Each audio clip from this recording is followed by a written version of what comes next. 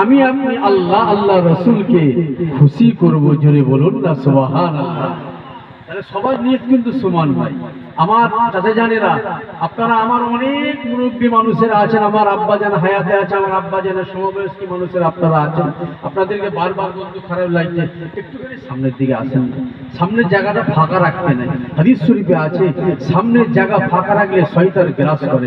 একটু আগে আগে আসেন, একটু আগে আগে আসেন, দেখবেন ইনশাআল্লাহ আস্তে আস্তে আস্তে আস্তে সবাই এসে যাবে, ভর্তি হয়ে যাবে। তো আমার ভাই জানেরা, তাহলে ওই ওয়াজ নসিহতের মাহফিলটা হলো দ্বীনি একটা শিক্ষার কেন্দ্র, দ্বীনি একটা শিক্ষার মজলিস। এই দ্বীনি শিক্ষার মজলিসে যিনি বলছেন তিনারও নিয়তটা ঠিক থাকতে হবে। আরো অনেক এরকম জলসা আছে, তাহলে জ্ঞান কথা বুঝতে পেরেছে।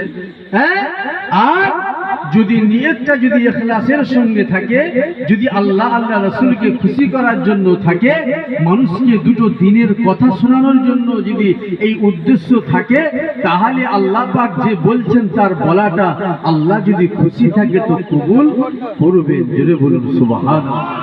আর যিনারা বসে আছেন শুনছেন, ইনারাও যদি এসে যদি ওই নিয়তে এসে বসে আল্লাহ আল্লাহ রাসূলকে খুশি করার জন্য, তাহলে উভয়ের নিয়তের প্রেক্ষাপটে আল্লাহ এই মজলিসটা আমাদের নাজাতের ওসিলা বানিয়ে দিতে পারে। জোরে বলুন সুবহানাল্লাহ। আমার ভাইজানেরা, দোস্তরা, ইমানদারেরা, আল্লাহওয়ালা, ওয়াজ নসিহত আমার আপনার শোনার অভাব নাই। ওয়াজ নসিহত আমার আপনার জীবনে অনেক শোনা হয়েছে, কথা বুঝতে পেরেছেন। আমার ভিতরে ভিতরে পাচ্ছে, হয়তো টুপিটা আছে বলে দেখতে পাননি, অনেকের আবার সামনাসামনি পেকে গেছে, কথা বুঝতে পেরেছেন। ইনারা কিন্তু ওয়াজ শুনে শুনেই আসছে, কেউ বলেনি যে আজকে এখানে এসে প্রথম বসছি, সবাই ওয়াজ শুনে শুনে এই পর্যন্ত এসে আমরা হাজির হয়েছি। তাহলে আমাদের ওয়াজ শুনতে হবে, আর শোনার সাথে সাথে আমাদেরকে ওয়াজ শোনার পরে আমল করতে হবে। আমল ছাড়া নাজাত নাই, আছে আমল ছাড়া নাজাত নাই। ও হুজুরের লেজ ধরে ধরে হবে না, বেশি দূর নয়, আমল করতে হবে। আমার ভাই জানেরা, ও ইমানদারেরা, ও জওয়ানেরা, যুবকেরা, আল্লাহ নবী দিন দুনিয়ার বাদশাহ, তাজদারে মদিনা, দুলহায়ে মদিনা, প্যারা নবী, নূর নবী, দয়া নবী, মায়া নবী আমার জীবনে অনেক কষ্ট করে গেলেন এই উম্মত গুলোকে নাজাত দেওয়ার ব্যবস্থা করার জন্য, উম্মত গুলোকে নাজাতের একটা পরিবর্তন করে দেওয়ার জন্য, নাজাতের একটা রাস্তা বের করে দেওয়ার জন্য। আল্লাহ নবী, আল্লাহ রাসূল আমার আপনার জন্য অনেক কাঁদা কেঁদেছেন, আমার আপনার জন্য অনেক চিন্তা ভাবনা করেছেন, আমার আপনার জন্য অনেক চেষ্টা চরিত্র করে গেলেন এই হতভাগা উম্মত গুলোকে নাজাত দেওয়ার জন্য। আল্লাহ পাক আমার আপনার নবীর উপরে কুরআন শরীফকে আল্লাহ নাজিল করলেন। আল্লাহ পাক জানিয়ে দিলেন, আয় আমার হাবিব, আপনি আপনার উম্মত গুলোকে বলে দেন, কুল বি ফাদলিল্লাহ। আল্লাহ পাক আমার আপনার নবীকে জানিয়ে দিলেন, কুল মানে হচ্ছে আপনি বলুন, আর মানে হলো খাওয়া। খাওয়া কিন্তু নয়, কিন্তু আল্লাহ পাক আমার আপনার নবীকে জানিয়েছেন, বল আয় নবী আপনি বলুন, আপনি তাদেরকে আপনি এই বার্তা পৌঁছে দিন, তাদের কাছে আপনি ওয়াজটা করে দিন, তাদের কাছে আমার দ্বীনের দাওয়াতটা আপনি পৌঁছে দিন, দ্বীনের দাওয়াতটা আপনি তাদের কাছে দিয়ে দিন। আল্লাহ পাক জানিয়ে দিলেন, কুল বিফাদলিল্লাহি ওয়া বিরহমাতিহি। আমার আল্লাহ পাক জানালেন, আয় আমার হাবিব, আমি আল্লাহ পাক এই কোরআন শরীফটাকে আপনাকে দিলাম আপনার উম্মতদের জন্য। এই কোরআন শরীফটার ভিতরে আমি আল্লাহ আমার রহমত বর্ষিত আছে, আমি আল্লাহ আমার রহমত দান করা আছে। এই কোরআন শরীফ পাওয়ার জন্য ফাবি রহমাতিহি ফাবিযালিকা ফালইফরাহু, তারা যেন কোরআন শরীফ পাওয়ার পরে তারা যেন আনন্দিত হয়ে যায়। জোরে বলুন সুবহানাল্লাহ। কি পাওয়ার পরে? কোরআন শরীফটা পাওয়ার পরে তারা যেন আনন্দ করে, তারা যেন খুশি হয়ে যায়, তারা যেন আনন্দ মানায়। তাহলে আজকে আমি আপনি যেই মজলিসটা এসে বসেছি, এই মজলিসটাই তো আমার আপনার আনন্দ করে এসে বসা দরকার। কারণ হচ্ছে এই মজলিসটাই সে আল্লাহ পাকের কালামুল্লাহ শরীফের কথা আলাপ আলোচনা হবে। জোরে বলুন সুবহানাল্লাহ। আমার ভাইজানেরা, ও ইমানদারেরা, আল্লাহ ওয়ালারা, আমার মা ও বোনেরা, সেই জন্য আমার আপনার নবীকে আল্লাহ পাক জানিয়ে দিলেন, ওয়ামা ইয়ানতিকু আনিল হাওয়া ইন হুয়া ইল্লা ওয়াহয়ুন ইউহা। আমার আল্লাহ পাক আমার আপনার নবীর উপরে এই কোরআন শরীফটাকে ওহীর মারফতে আমার আপনার নবীকে আল্লাহ পাক জানিয়ে দিলেন। কি জানালেন? ও দুনিয়ার মানুষেরা, কোরআন শরীফ এমন একটা কিতাব, আল্লাহ পাক আমার আপনার নবীকে আল্লাহ পাক জানিয়ে দিলেন, যালিকাল কিতাবু লা রাইবা ফি হুদাল লিল মুত্তাকিন। এই কিতাবের মধ্যে কোনো সন্দেহ নাই, সন্দেহের কোনো অবকাশ নাই। বলুন সুবহানাল্লাহ। মানেন যে এই কোরআন শরীফের ভিতরে কোনো সন্দেহ নাই। যদি বলেন যে তাহলে ব্যতিক্রম যে কিছু দেখতে পাওয়া যায়, সেগুলো কেন হচ্ছে? ওগুলো আমার আপনার কর্মফলের জন্য হচ্ছে। আল্লাহর কোরআন হচ্ছে আমার আপনার জন্য চিরন্তন সত্য। জোরে বলুন সুবহানাল্লাহ। সেই কোরআন শরীফ আল্লাহ জানাচ্ছেন, এই কোরআন শরীফটা হচ্ছে আপনার উম্মতদের জন্য একটা হেদায়েত স্বরূপ কিতাব। জোরে বলুন সুবহানাল্লাহ। এই কোরআন শরীফ যারা মেনে চলবে, তারা এই কোরআন শরীফকে মানার জন্য তাদেরকে আমি আল্লাহ মুত্তাকি হিসাবে কবুল করে নেব। জোরে বলুন সুবহানাল্লাহ। আমার ভাইজানেরা, ও ইমানদার গণেরা, সেই কোরআন শরীফের ভিতরে আমার আল্লাহ পাক জানিয়ে দিলেন, আয় আমার বান্দা বান্দিরা, আল্লাযীনা ইউমিনুনা বিল গায়বি। আল্লাহ পাক ঈমানের কথা বললেন। কিসের কথা? ঈমানের কথা বললেন। ঈমানটা কেমন জিনিস? ঈমানটা দেখতে কেমন? ঈমানটা কত বড়? ঈমানটা কেমন কালার? ও দুনিয়ার মানুষেরা, ঈমানটা এমন একটা জিনিস, ওটা চোখে দেখা যায় না, ওটা চোখে দেখা যায় না। ওটা হচ্ছে আমার আপনার আভ্যন্তরিক ব্যাপার।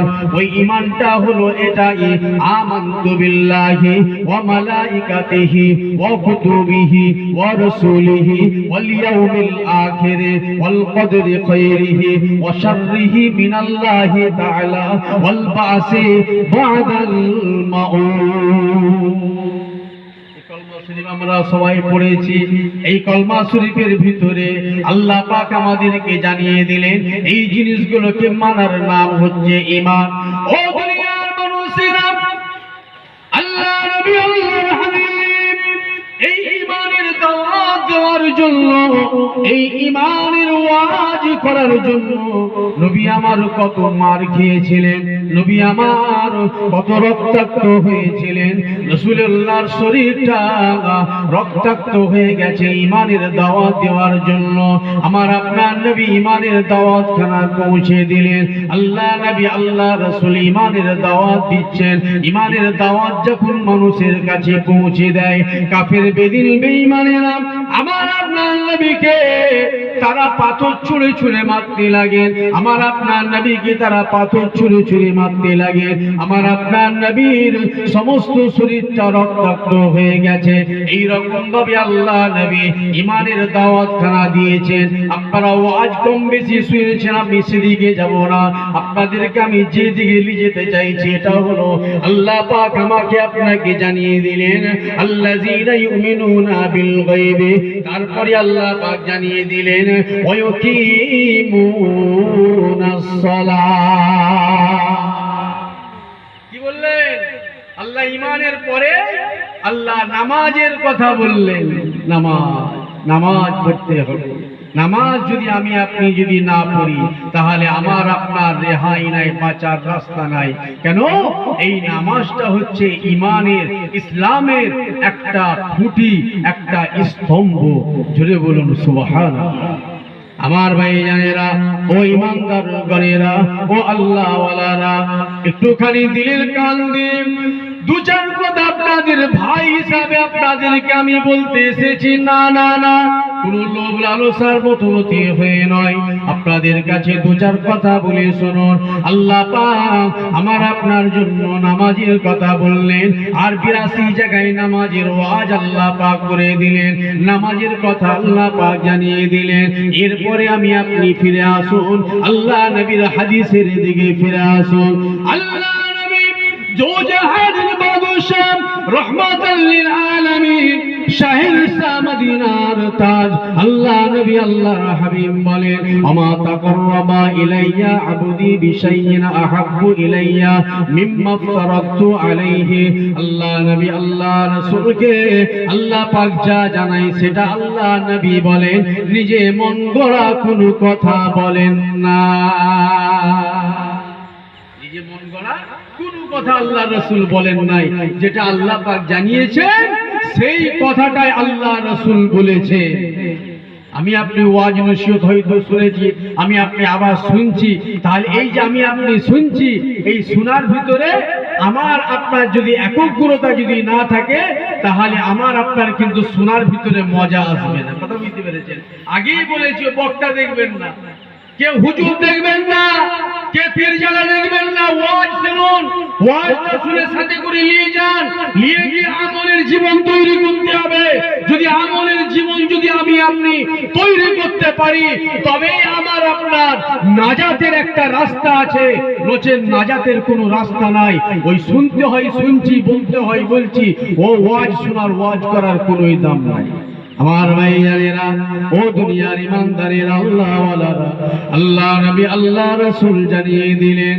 আল্লাহ পাক আমার আপনার নবীকে বললেন আয় আমার হাবিব ওমা তাকাররাবা ইলাইয়া আবদি বিশাইইন আহাব্বু ইলাইয়া মিম্মা ফারাদতু আলাইহি আল্লাহ পাক আমার আপনার নবীকে জানালেন আয় আমার হাবিবরে আমি আমার বান্দাদের উপরে আমি আমার ঈমানওয়ালা বান্দাদের উপরে আমি আল্লাহ পাক আমার মুমিন বান্দাদের উপরে আমি আল্লাহ পাক আমার মুসলমান বান্দাদের উপরে আমি আল্লাহ যা ফরজ করে দিয়েছি এই ফরজ ব্যতীত এর থেকে আরো উন্নত মানের আরো উৎকৃষ্ট মানের কোন সুন্দর জিনিস নিয়ে তারা আমি আল্লাহ আমার দরবারে তারা হাজির হবে না আমি আল্লাহ আমার দরবারে তারা আসবে না তারা আমি আল্লাহ আমার দরবারে তারা আমার এই ফরজ কাজগুলোকে তারা নিয়ে আমি আল্লাহ আমার দরবারে হাজির হবে বলুন সুবহানাল্লাহ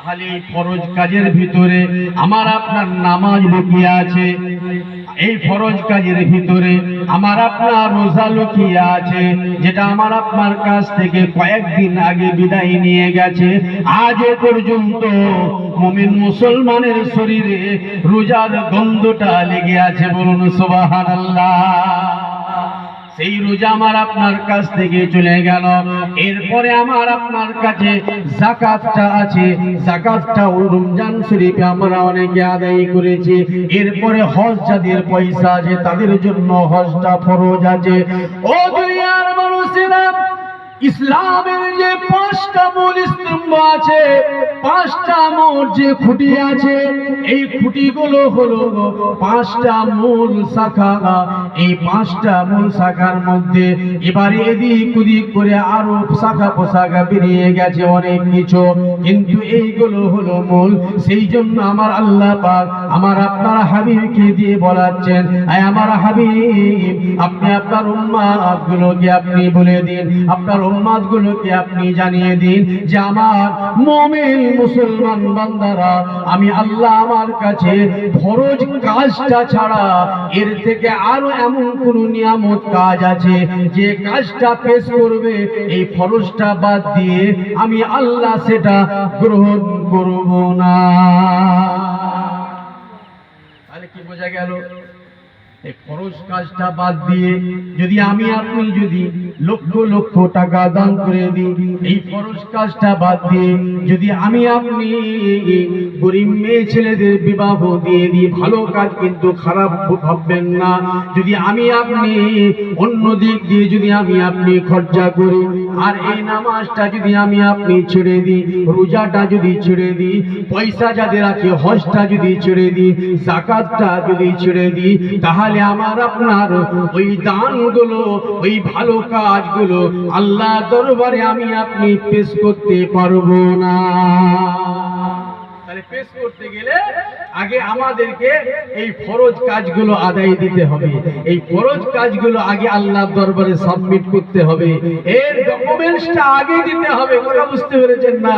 এখন তো ডকুমেন্টস নিয়ে খুব চিন্তার মধ্যে আমরা আছি। কথা বুঝতে পেরেছেন?